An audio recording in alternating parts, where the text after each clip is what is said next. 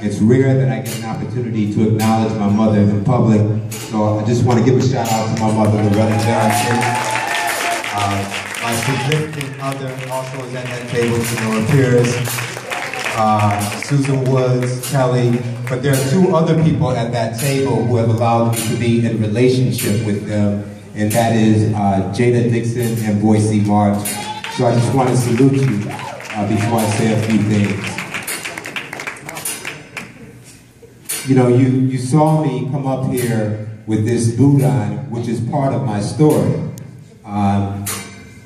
The boot is a result of an injury that I incurred back in December from playing basketball. And just to kind of put this in some kind of context for you, I would like to share with you that I'm 53 years old, and basketball has been my friend since I was 8. And this is a basketball injury. And it's just, you know, the game of basketball means a lot to me. I don't play as much as I used to, but it is something that I still, it's an escape, a healthy escape for me when I'm not doing the work that I'm doing, that I'm privileged to do in this community. Janine asked me to talk just a little bit about what has me here before you tonight. And being that I talked about my injury, I want to draw a correlation to that. You know, we know, for any of you that really look deep into the game of basketball, there's a love affair with black men in the hoop game. If you haven't noticed, huge love affair, and I was one of them. But I often ask the question, Mr. Benson, what happens to the black man after the hoop dream is over? And for many of them, I found that many of us end up in the penitentiary. And I discovered this about I would say about 15 years ago. And I was like, and I know this is true, it's not something that I just read in the book, so if I'm worth my soul and my salt, let me just share a little bit about myself personally. It would be probably, if I'm going to stand here before you tonight, I want to tell you just a little part of my personal life, in short order, that is not pretty. And it's not anything that I'm proud to tell you, but I must tell you. So I spent 1 year in the penitentiary, in the state penitentiary, here in this state of New York.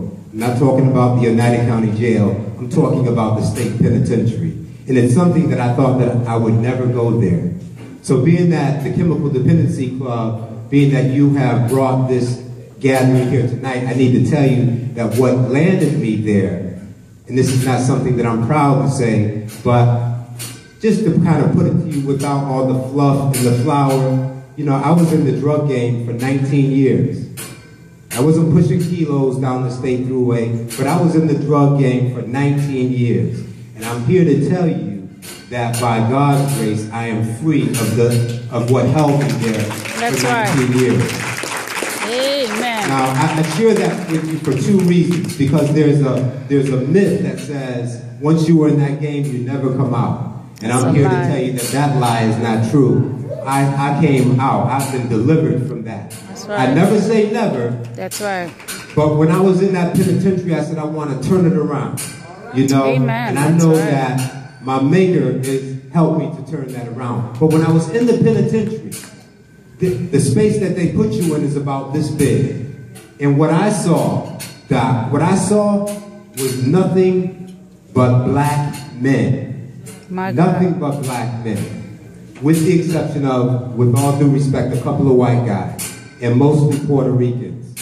So when I got out, when they released me in April 5th of 1995, I said, somehow, I have to turn it around. My God. And that's what gave birth to Hoops and Dreams. So anytime you come to Hoops and Dreams, it's not just a basketball tournament. It's an opportunity to educate the community, black, white, brown, and red, about what is it that we must do to save young men, not just black men, but particularly young men who seem to end up in the penitentiaries or the graveyard.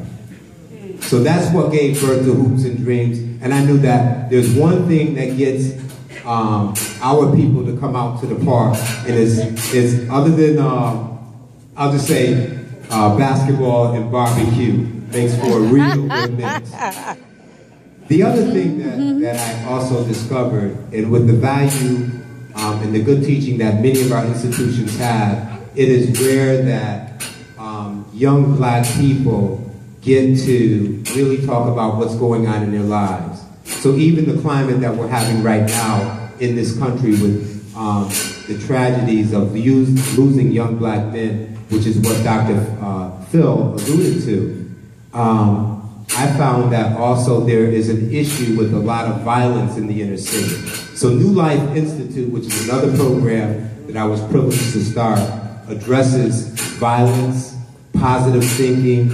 And you know, one of the things that I learned personally in this journey that I'm still on is that I always have to be working on myself. So every Tuesday night I get to work with people like Jada, who's allowed me into her life, Boyce March, and many other young people. 15 or 20 of us sit around and talk about what's really going on. And I told them that when I see them 5 years from now, whether it's at Harvard or in the neighborhood, that they got something out of New Life Institute. And I will close with this. The other thing that I feel that is essential when we're talking about Black History Month, and even though we've made a lot of strides in this community, is still addressing the issue of racism. We must address it, and it's something that I know that we don't like to talk about, and it's not that we're going to end it in our lifetime, but contrary to what many of us believe, it is healthy to talk about racism. Because when we don't talk about it, it's something that can make people disturbed, crazy, and create the violence that we see in our communities. So basically, I believe in addressing fairness, equity, and things that are simply not right and fair. You know, I think as many of you will agree, I'll speak for myself, you know, I still have struggles. And, you know, whatever those struggles might look like, I recognize the importance of checking in with people who look like me or people who don't look like me. But I also believe, and you know, sometimes my faith takes a dive, but I recognize the importance of believing in something bigger than myself. That's right. So I would suggest, or maybe invite you that when life gets hard, as it will sometimes, to never give up. That's what I like to say to the young people. Never, ever give up. There's a sign over here in one of these buildings on the campus, and many of us are familiar with the guy who created Microsoft. Help me out. Bill Gates? Bill Gates, yes, thank you. And on the sign, it says,